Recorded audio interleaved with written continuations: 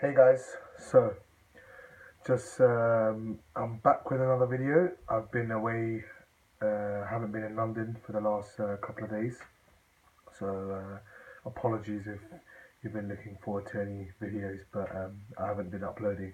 My voice is kind of gone, so yeah, do bear with me, and I'll be back to full nick very soon. But yeah, I thought I'd do a touch over video and talk about a few things. One is Andy Lee has stated he wants to come back in the summer and in New York. So yeah, good news for the middleweight division. Uh, Andy Lee is a big puncher. He's got underrated boxing skills. I mean, he came up against a better man in Billy Joe Saunders and lost. It was unfortunate, but that's just the way the game rolls. And Andy Lee will be back. He'll always be back in contention. Possibly a Golovkin fight. He said Billy Joe Saunders has turned down the rematch, so he wants to fight and get into a mandatory position so he can regain a WBO belt. Sorry, and yeah, I mean tough fight for a lot of middleweights out there. Andy Lee is, and interesting to see where he goes from here. As I said, GGG, possibly a Jacobs fight, possibly a Billy Joe Saunders fight, maybe even a Chris Eubank Jr. fight. We know Adam Booth trains them both, so yeah, it could be a great matchup, that one as well. Secondly, Felix Sturm and Fedor Chudinov for the WBA super middleweight title, the super version of it.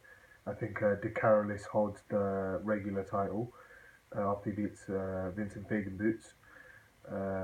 So yeah, I mean, at least it was for legit belt one, and two. I mean, it's hard. I'm not really going to talk about the fight because I think a lot of people know what the real result should be. I think they understand that Felix probably didn't win the fight. I'd give him 3, 4 rounds at best if I'm being generous. Chudnov outworked him in every round. I think the punch that CompuBox said that Stern was outworked in every one of the rounds apart from one. So that shows how Chudnov was, picking him off, picking his shots well. And obviously now there's a glove tampering issue, so Team Chudnov will appeal to the WBA and try and sort that out. It's a bit odd seeing his logo come off in the final rounds.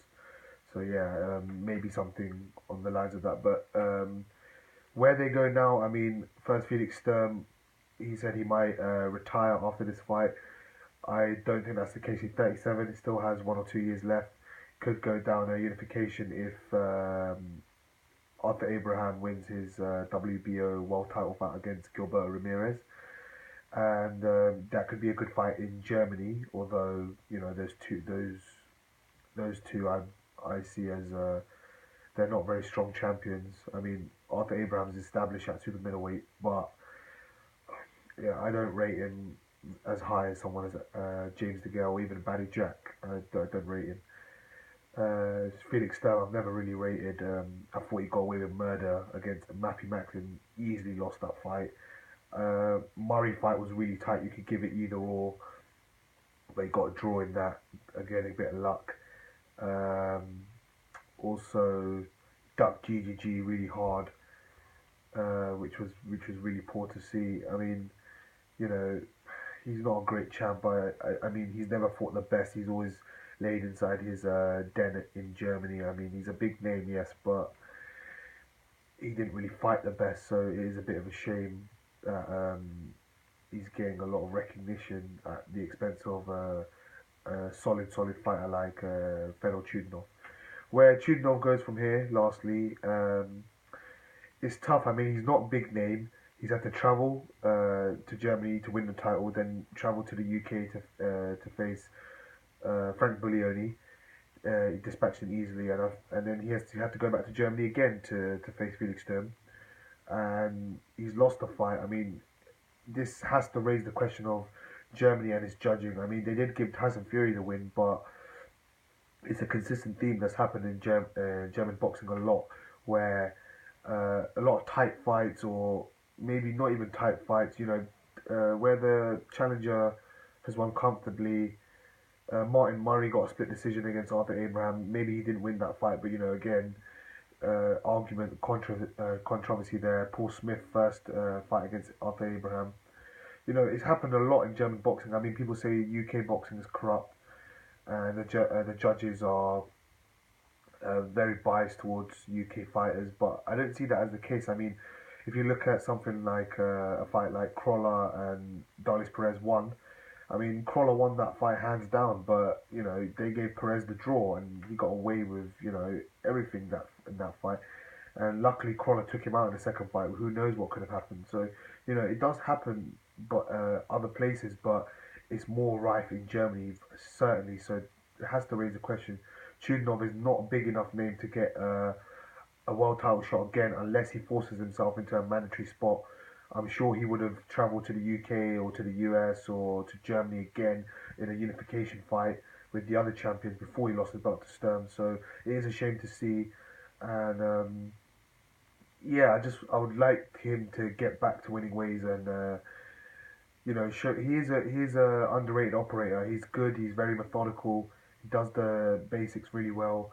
A few different things in his game, and he can be a top fighter at 168. I do think he's a bit small at the weight, but um, if he drops down in weight, might be even better. He might still hold the same punching power if he can make the weight. That is, I think Billy Joe Saunders tweeted out that he would love to give Chidinov a fight at 160 for his belt. So that would be another good fight for him. And yeah, I'd love to see how far he goes. And let me know about German judging, Andy Lee comeback, and any other news that may interest you guys.